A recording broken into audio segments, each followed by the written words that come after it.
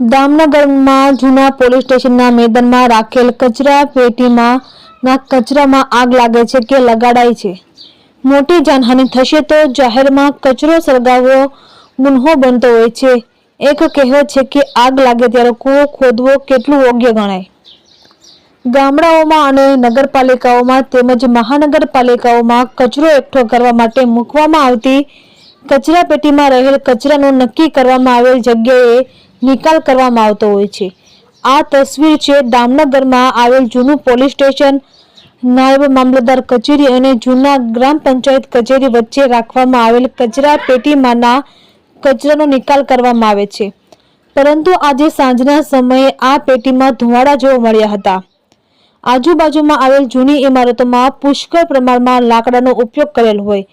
નહીં ને જો આ આગ પવન વધુ ફૂંકાય તો આગળ પ્રસરીને નુકસાન થાય તો અંદાજ લગાવવો મુશ્કેલ બની જાય. આ કચરાપેટીમાં નાખવામાં કચરાને ખાવા માટે ગાય માતા અને ડુક્કર આવતા હોય. તેઓને દાઝી જવાનો પણ ભય રહ્યા કરે અને મોતને પણ ભેટી શકે.